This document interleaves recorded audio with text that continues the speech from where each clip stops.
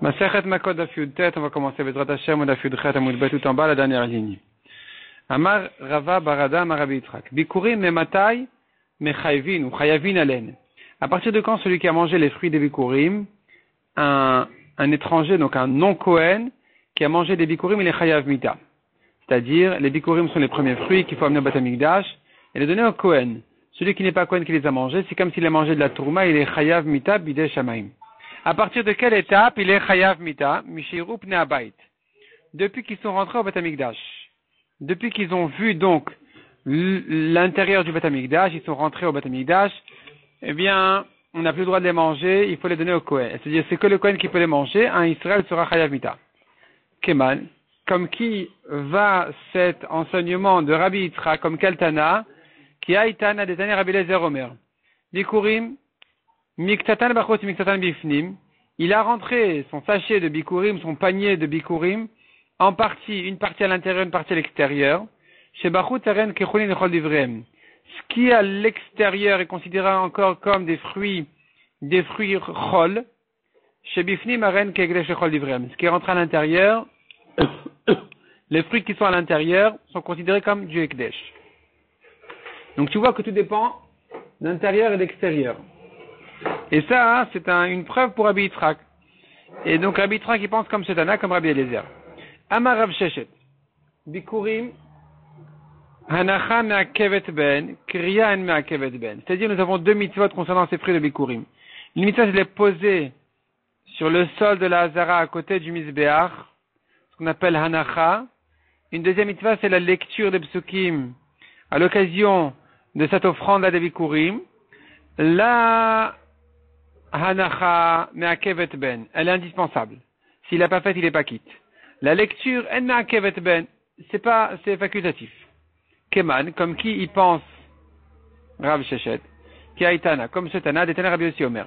Shlosha dvarim, mishum shlosha zkenim. Rabbi Yossi ramène 3 halachot au nom de 3 chachamim, et une de ces 3 halachot là est la suivante.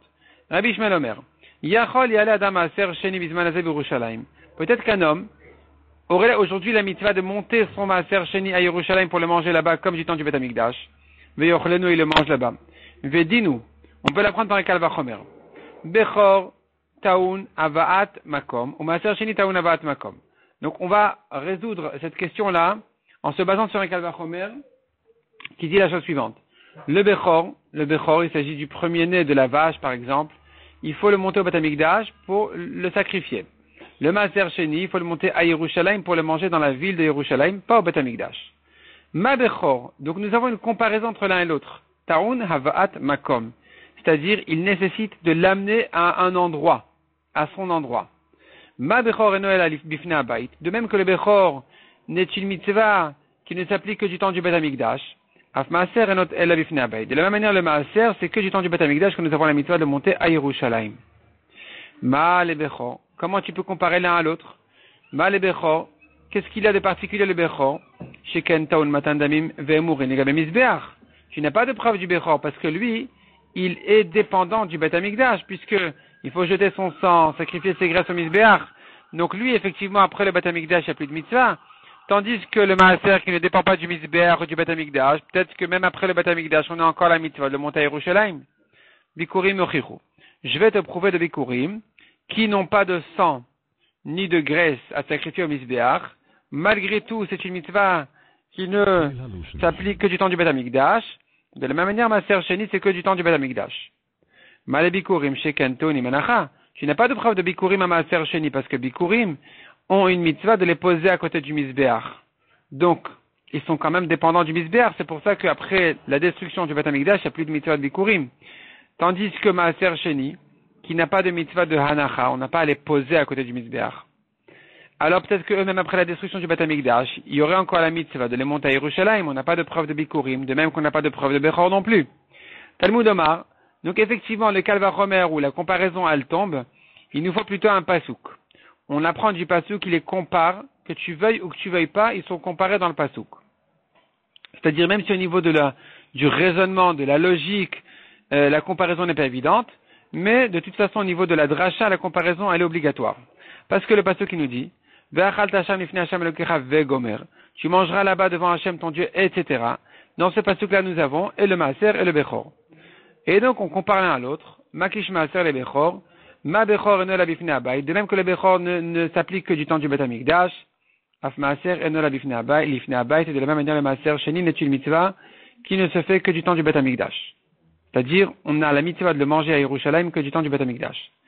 Veim ita. Demande à Gemara, et si c'est vrai, ce que Rav Sheshet a dit, que c'est-à-dire imita, au contraire, nous avons ici une preuve pour Rav Sheshet, parce que si c'est vrai de dire autrement que Rav Sheshet, et de dire donc que il y a la mitzvah de la lecture et de poser les bikurim au mizbeach, l'ifror, on devrait objecter malabikurim shekantonin kriya vanacha. C'est-à-dire la braïta ici, elle n'a mentionné comme différence entre bikurim et maaser sheni que la hanacha. Elle n'a pas mentionné la lecture, la kriya et la hanacha. C'est une preuve donc pour Rav Sheshet que la lecture c'est facultatif. La hanacha c'est obligatoire. C'est pour ça qu'on a objecté en disant les bikurim ne sont pas la preuve pour le maaser parce que les bikurim ont une mitzvah particulière de hanacha, de les poser au Beth Amikdash à côté du mizbeach. Donc du fait qu'on n'a pas mentionné aussi la kriya, c'est la preuve que la kriya elle n'est pas obligatoire. Donc tout ça c'est une preuve pour Rav Sheshet. Amar Ravashi repousse la preuve et il dit Neide ikuva leka. C'est vrai que effectivement selon Rav Sheshet c'est pas me'akev. On est quitte même sans la lecture. Mitzvah mileka, n'est-ce pas qu'il y a quand même une mitzvah a priori de lire? Et donc s'il y a une mitzvah a priori de lire, alors velema mitzvah velifror. On devrait mentionner l'objection par rapport à la mitzvah, de dire quelle est la preuve de bikurim pour maaser. Les bikurim ont une mitzvah a priori de lecture qu'il n'y a pas dans maaser.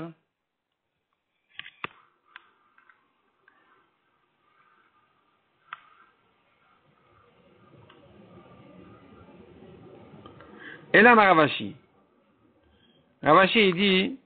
il répond, Kevan deika bikura ager. La raison pour laquelle on n'a pas mentionné la mitzvah de la lecture, c'est parce que des fois, on amène les bikurim sans lire les psukim. Il n'y a pas de lecture des fois quand on amène les bikurim, quand il s'agit des fruits d'un converti.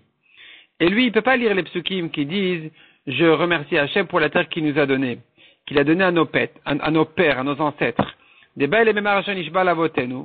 Dans les psukim, il aurait fallu dire qu'Hachem a juré à nos ancêtres, Abraham, Yitzhak et Yaakov, de leur donner cette terre-là. Or, il ne peut pas dire ça, parce que ses ancêtres, c'est qui ses ancêtres? C'est Esav, c'est Ishmael, c'est Ham, c'est qui?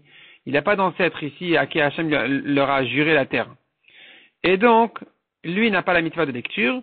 C'est pour ça que la mitzvah de lecture, on n'a pas voulu la mentionner. Ici, l'opsikale.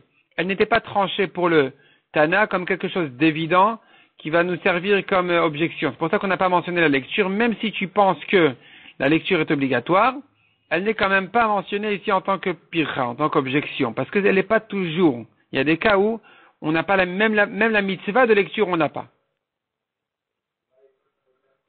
Demande à Gemara Vela Dardina, on devrait ramener le raisonnement entre Bechor et Bikurim, c'est-à-dire on a repoussé la comparaison de Bechor à Maaser, en disant, non mais Bechor c'est un sacrifice, il y a le sang, il y a les graisses, d'accord.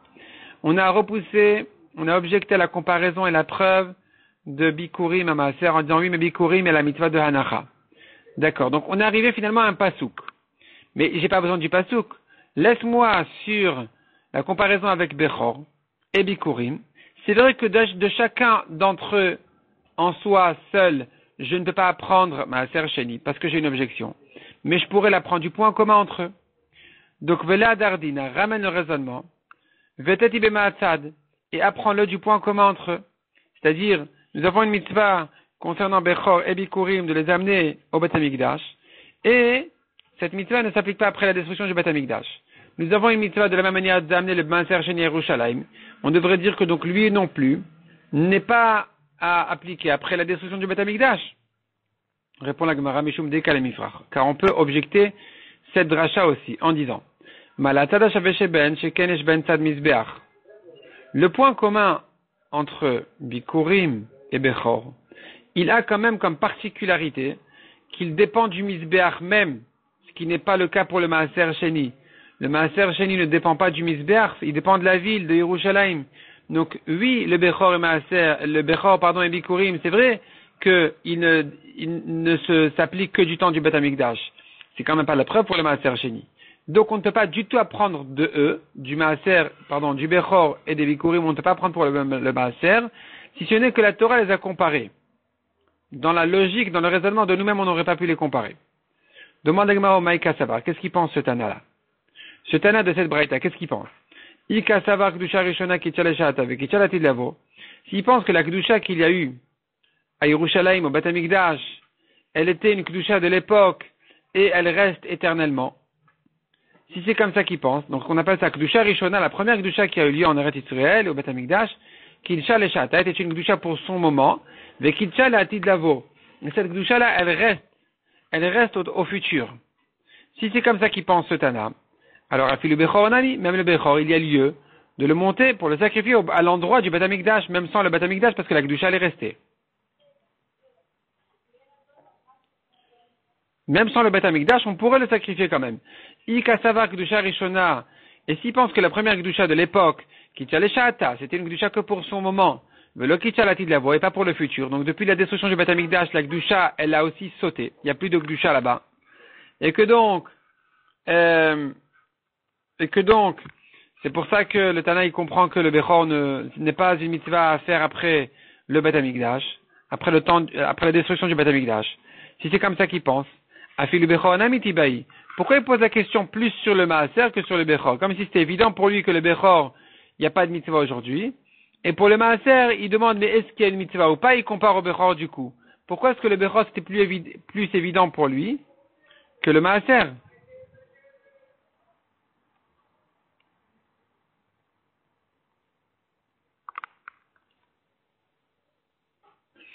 Rashi explique la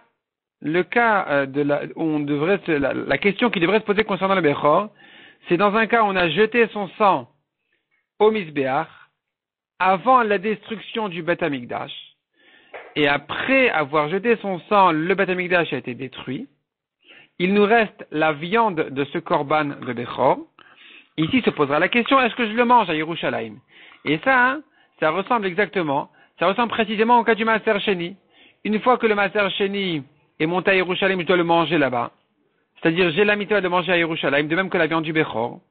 Et une fois que maintenant la voda, le sacrifice a été fait, c'est-à-dire concernant les graisses ou au moins le sang, alors dorénavant, la viande du Bechor, elle ressemble au Maaser Sheni.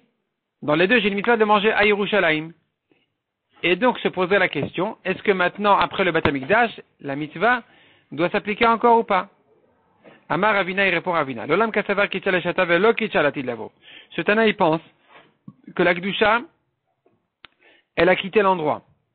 Ve'acha, le Bechor, de quoi il s'agit ici? Il s'agit ici bien d'un Bechor chez Nizrak Damo Kodem Chorban Habayit. Le sang a été jeté bien sûr avant la destruction du Beth Amikdash. Sinon, on parle même pas de ce cas-là, parce que le Bechor, on n'en parle que si la halacha de manger la viande en tant qu'un korban n'est que si le sang a été jeté au Misbéach. Donc, le sang a été jeté avant la destruction du Beth Amikdash. Vecharav Habayit vadain misaro kayam. Le Beth Amikdash a été détruit et la viande est encore là.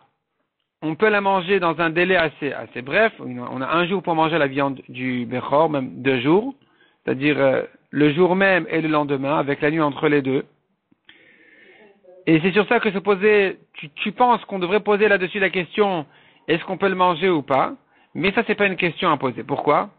Ou makshinan, ça veut dire, on compare, c'est un hekesh, besaro ledamo.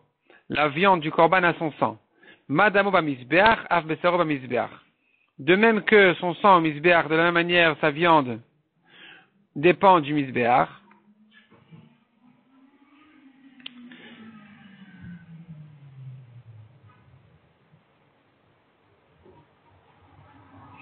Et c'est de là qu'il nous était évident que le Bechor, après la destruction du Beth Amikdash, ne se mange plus à Yerushalayim. Pourquoi? Parce que il ressemble à son sang. Il est dépendant du Misbéach. Il faut que le Misbéach soit là. De même que le sang, c'est sûr qu'il a besoin du Misbéach, sinon tu ne l'as pas sacrifié. De la même manière, la viande aussi, elle dépend du Misbéach, même si on ne le brûle pas, on ne la sacrifie pas sur le Misbéach.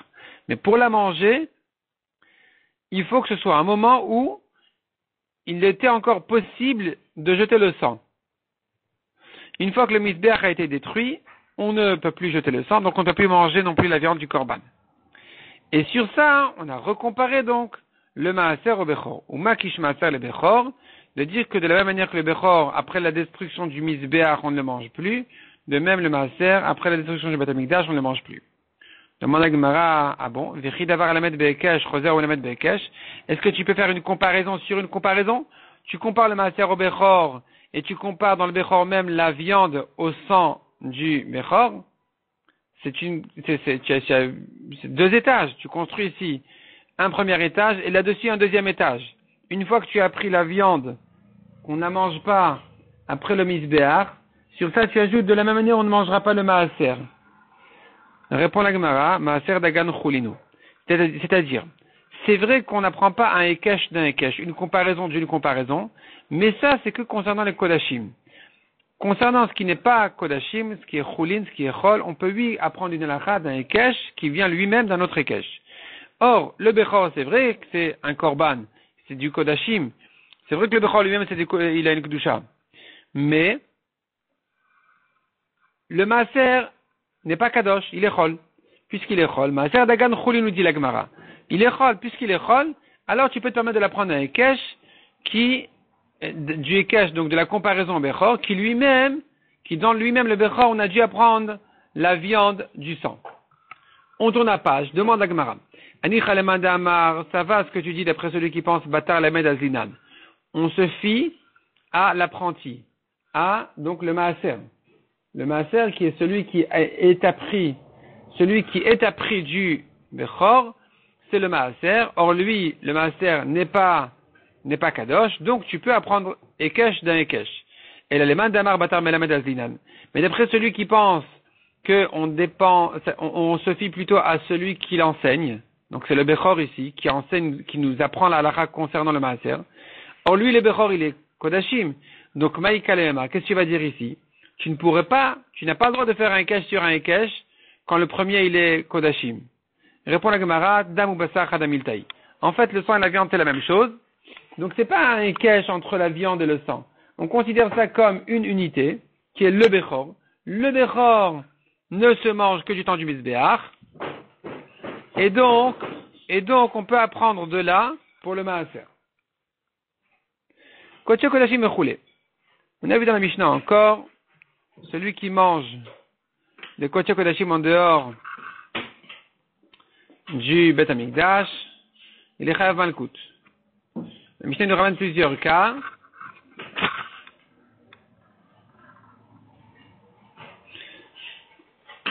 Kotche kodashim chutz laklaim, on a vu dans la Mishnah, en dehors du Beth Amikdash. Kodashim kalim maaser sheni chutz lachoma. Des korbanot d'une kedusha légères qui ont été mangés en dehors de Yerushalayim. Pareil pour le maaser sheni, tous ces cas-là, etc. Il est chayav malkout.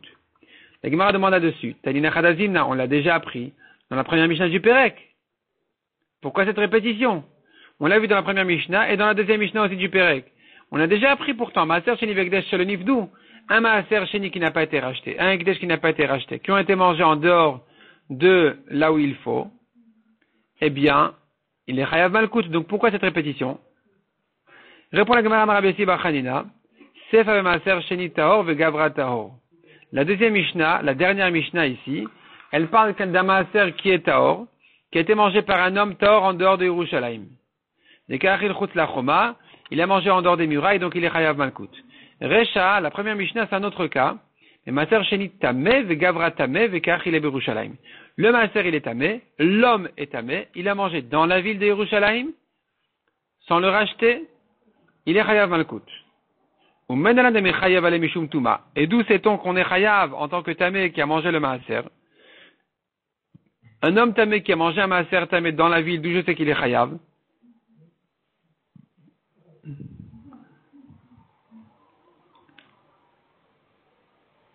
Détaillé Rabbi Shimon Omer. La Gemara nous ramène là-dessus la braïta de Rabbi Shimon qui dit le bi'arti mimenu betame. Donc en fait, ce passage-là se rapporte sur ce qu'on appelle vidouï maaser. Vidouï maaser, c'est-à-dire, au bout d'un cycle de 3 ans de maaserot, parce que c'est toujours 2 années maaser sheni, la 3e maaser ani. On fait donc la première et deuxième année de la Shemitah, Maaser Sheni, la troisième Maaser Ani. Quatrième, cinquième, Maaser Sheni, sixième, Maaser Ani. Maaser Sheni veut dire on monte les fruits à Yerushalayim, on les mange là-bas, le propriétaire les mange. Maaser Ani, ça veut dire il les distribue aux pauvres, là où il est, en dehors de Yerushalayim. Après un cycle de 3 ans, dans la quatrième année, il y a un vidouï Maaser qui veut dire l'homme, il doit conclure qu'il a accompli les halachot, les mitzvot correctement des Maaser, de tous les prélèvements.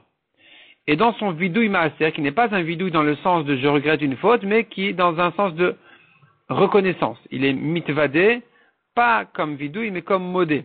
Je reconnais que j'ai fait telle et telle et telle et telle mitzvah, toute la halachot des Maaserot, et il détaille. Et là-bas, dans les détails qu'on dit, on dit dans ce vidouï Maaser, lo bi'arti mimenu betame.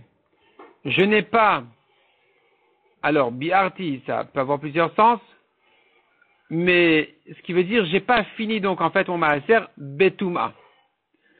Et donc, de là on apprend, ben shani tame veutahor, ben shani tahor veutame. Aussi bien si moi je suis tamé et les fruits sont tahor, que le contraire, moi j'étais tahor et les fruits tamés, ça aurait été interdit. Donc je reconnais que je ne l'ai pas mangé dans ces conditions. Dans ces mauvaises conditions. Demande à Gemara ve'echan muzar al-achila. Donc c'est vrai qu'ici on comprend que c'était interdit. Où est-ce que la Torah l'a interdit? Eni yodea, je ne sais pas. D'où je sais qu'on n'a pas le droit de manger betouma. Eni yodea, touma tagouf beide active. La Gemara demande, mais c'est écrit clairement dans les psukim concernant l'homme qui est tamé. C'est écrit nefesh ashati gabo. Un homme qui a touché de la touma, il est tamé jusqu'au soir. Même s'il s'est trempé au mikvé, il est encore tamé jusqu'au soir. Il n'a pas le droit de manger les kodashim. Donc, on sait déjà qu'un homme tamé n'a pas le droit de manger du maaser, entre autres. Et la touma tatsmo minayin. Non, la question, elle est pas concernant l'homme tamé, mais concernant les fruits tamés, répond la Gemara. Et là, répond la Gemara, notre question était plutôt sur les fruits qui sont tamés. Si lui-même, le maaser, il est tamé. Minayin, d'où je sais qu'on n'a pas le droit de manger. Irtiv. On apprend du passage qui dit Lotucha lechol bisharecha. Tu n'as pas le droit de le manger dans tes villes, en dehors de Yerushalayim. Ou l'alanu omer, et ailleurs le passage nous dit Bisharecha tochlenu, hatame ve'atahor. Dans tes villes tu le mangeras, le tamé et le tahor. En parlant là-bas d'un korban qui a eu un défaut. Un korban qui a eu un défaut, on peut le manger en dehors de Yerushalayim. Un homme tamé, un homme tahor peuvent le manger. Et donc, on fait ici une Xerashava. C'est écrit Bisharecha concernant le Maaser, Lotucha lechol Bisharecha. Et c'est écrit concernant le Korban, qui a un défaut, c'est écrit Bisharecha Tochlenu. Donc on compare le Bisharecha au Bisharecha. De même que là-bas, la Torah te dit, c'est-à-dire, là-bas la Torah t'a dit, tu pourras, oui, le manger, le Korban qui a un défaut, Tamé et Tahor. Sur ça, dit la Torah, mais celui-ci, le maaser, lotucha lechol, bisharecha. Tu ne peux pas le manger dans les mêmes conditions que le bisharecha dont on a parlé ailleurs, où on l'a permis, on l'a autorisé quand il est tamé. Ici, c'est différent. Ici, lotucha lechol, bisharecha. Tu ne peux pas le manger dans ces conditions qu'on appelait, qui s'appellent bisharecha en faisant allusion aux conditions où il est permis au tamé. Où il est permis quand il est tamé. Là, non. Quand il est tamé, c'est interdit. Vetania de Rabbi Shmuel. Afilu tamé vetarochlin bekarachat ven chosheshin. Donc, concernant un korban qui a un défaut, on a appris du pasouk, le tamé et le tahor peuvent le manger, ça veut dire même dans la même assiette, le tamé et le tahor peuvent le manger, ils craignent rien, parce que il est autorisé betouma. Mais Kamarachmana sur ça la Torah dit, et ar tamé de sharilach, gabet tahor, ce que je t'ai autorisé là-bas pour un tamé et un tahor de manger ensemble concernant un korban qui a eu un défaut, hatam, et hatam là-bas, acha ici, mais concernant ici le maaser, lo teichul, tu ne peux pas le manger. C'est ce que dit le pasuk lotucha lechol bisharecha. Concernant le maaser, la Torah t'a dit tu ne peux pas le manger dans les conditions de bisharecha où là-bas je t'ai autorisé ta me'etaor. Ou menalan de bar pdiyahu. Et d'où je sais qu'on peut le racheter. Un maaser tamé. D'où je sais que je peux le racheter. La troumat mea, tu ne peux pas la racheter par exemple. La troumat mea, on n'a plus le droit de la manger, c'est fini. On ne peut pas la racheter. Mais le maaser, tu es en train de me dire qu'on peut lui le racheter parce que la Mishnah a dit celui qui a mangé le maaser, sans le racheter, il est chayav. Et tu m'expliques que la Mishnah te parle d'un maaser tamé. D'où je sais donc que je pouvais le racheter. De Amar Rabbi Elazar. Mina il est Maser Sheni Shenitma Shepodinoto. D'où je sais qu'un Maser Sheni qui est devenu tamé, que je peux le racheter pour le manger. À Filu Birushalayim, même dans la ville même de Yerushalayim, alors que généralement un Maser Sheni Taor, je ne peux pas le racheter dans la ville de Yerushalayim. Je dois le manger tel quel. Talmud Omar Kilatuchal Seeto. La Torah a dit, le cas classique de la Torah, tu habites loin de Yerushalayim, tu as des tonnes de Maaser Sheni, tu ne peux pas les transporter jusqu'à Yerushalayim sur ton petit âne. Qu'est-ce que tu fais? Tu peux le racheter. Tu peux le racheter, tu montes les pièces d'argent et tu vas acheter à Yerushalayim avec cet argent-là ce que tu veux manger. Et la Torah elle explique qu'il car tu ne peux pas le porter. Le mot se'et a un autre sens que porter. Le mot se'et a aussi un sens de achila, de manger. Chez Neymar, Vaïssa Masot met panav. On voit concernant les frères de Yosef, Yosef leur a distribué à manger. C'est écrit dans le pasuk Vaïssa Masot met panav. Et là-bas, on parle des repas, il leur a donné des aliments. Donc tu vois que le mot se'et, masot, Vaïssa Masot fait allusion à manger. Donc ici aussi, la Torah t'a dit tu ne peux pas le manger, tu peux le racheter. Donc je comprends de là que même dans la ville de Yerushalayim, si je ne peux pas le manger à cause d'un problème de Touma, il y a lieu de le racheter. Amar Ravivi Amaravasi. Minel Maser Sheni Taor Shepodinoto. D'où je sais que si le Maser Sheni est Taor, je peux quand même le racheter à Filubepsia, Ratrut Lachoma. Même un pas en dehors de la muraille. C'est-à-dire, tant qu'il n'est pas rentré à Yerushalayim, il peut racheter son Maser Sheni. Le cas classique, comme on a dit, il est loin de Yerushalayim, il veut le racheter. Mais s'il est proche de Yerushalayim, il veut le racheter pour une raison ou une autre. D'où je sais que il a le droit, tant qu'il n'est pas rentré. Chez Neymar, Kilatuchal Seeto. La Torah dit tu ne peux pas le porter. Donc, tant qu'il y a à le porter, même un pas, ça te permet de le racheter. Demande à Gemara, on a besoin de ce pasuk pour la dracha qu'on vient de voir, le Tuchal Seeto, s'il est tamé, tu ne peux pas le manger, tu peux le racheter même dans la ville. Répond la Gemara, si la Torah était venue que pour si ce pasuk-là n'était venu que pour cette dracha de Rabbi Elazar, qui vient te permettre de le racheter quand tu ne peux pas le manger à cause d'un problème de Touma, la Torah aurait dû parler clairement. Elle aurait dû dire, car tu ne peux pas le manger. Pourquoi elle a dit Seeto? Seeto, ça veut dire le porter, mais on a réussi à rentrer dans le mot Seeto un sens de plus qui fait allusion à manger. La Torah aurait dû parler plus clairement, elle aurait dû dire Kilotuchal leochlo. Donc, Maï Seeto, pourquoi elle a parlé de Seeto, qui a un sens simple de porter? Pour te dire que même à un pas de Yerushalayim où tu dois le porter, ça te permet de le racheter. Demande à Gemara Vema Kulolachi Udeata. Peut-être que le mot Seeto ne vient que pour son sens simple, tu ne peux pas le porter, mais quand tu es dans la ville, alors tu n'as plus le droit de le racheter même s'il est tamé. Et donc je vais pas faire la dracha de Seeto qui veut dire manger à cause d'un problème de Touma. Répond la Gemara Imkan le Makar le Tuchal Litlo. La Torah aurait dit tu ne peux pas le prendre. Maï Seeto. Pourquoi elle parle de Seeto qui a un double sens? Shmamina Tarte. Tu entends de là les deux sens. Et le sens de porter et le sens de manger. Yativ Rav Chanina et Rav Oshaya Vekami Bayalo à Pitra d'Yerushalayim. Vekami Bayalo. Ils étaient assis, Rav Chanina et Rav Oshaya, ils posaient une question. À Pitra d'Yerushalayim Maou, à l'entrée même de Yerushalayim, qu'est-ce qu'il en est? Est-ce qu'il peut encore racheter? Ou non, ça y est. À un pas, non, mais à l'entrée, oui. Demande à Gemara Pshita Hubachus. Pshita, la Gemara dit comme ça. Pshita, il est évident. Hubachus ou Masao Bifnim. Si l'homme, il est encore à l'extérieur et qu'il pousse une poussette, par exemple, dans laquelle se trouve son maaser qui est déjà rentré à l'intérieur, là c'est évident que Kaltu Mechitot. Les barrières de Yerushalayim l'ont saisi. Il est déjà rentré dans la kedusha de la ville, on ne peut plus le racheter. La question se pose dans le cas inverse. Hubifnim ou Masao Bachutz Maou.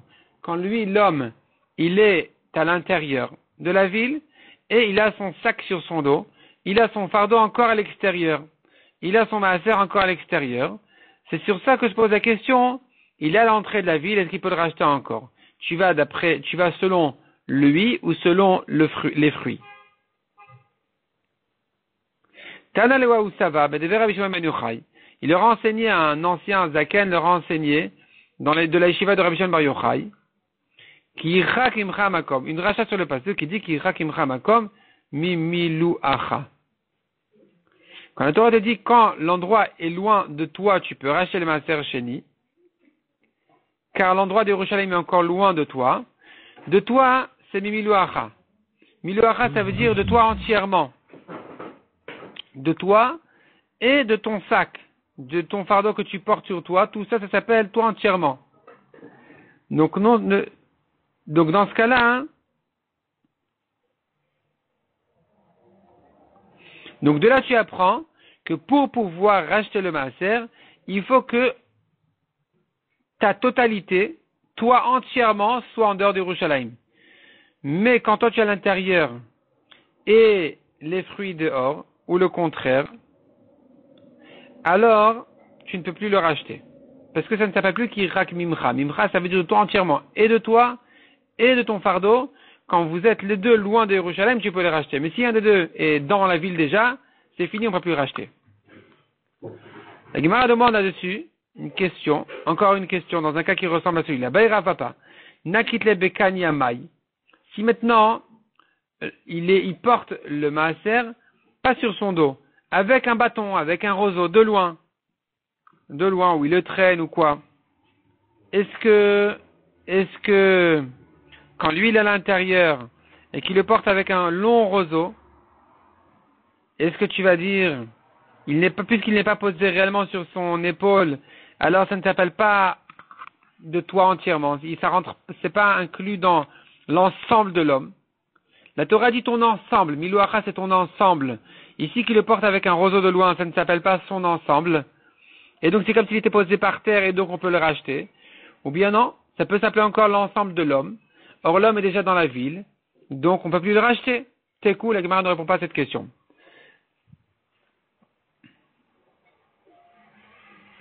Amar Rabbi Yassim Rabbi Yochanan, encore une halakha. Maaser sheni mematay chayavin alav. À partir de quand on est chayav sur le maaser sheni?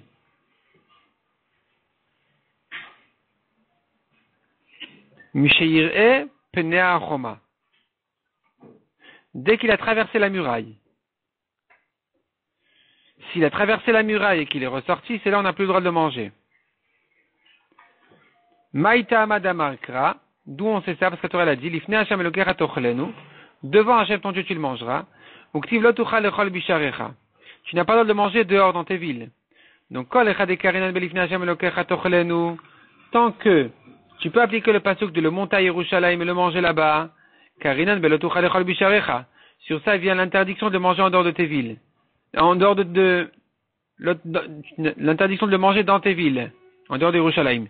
Mais dès que tu ne peux plus accomplir la mitzvah de le manger à l'intérieur de la ville, à Yerushalayim, alors le karinan be lotuchal lechol bisharecha. Il n'y a plus donc l'interdiction de le manger dans tes villes. La Gemara va objecter cette halakha. On va la réviser demain, Bezrat Hashem, pour pouvoir lire aussi la suite de la Gemara.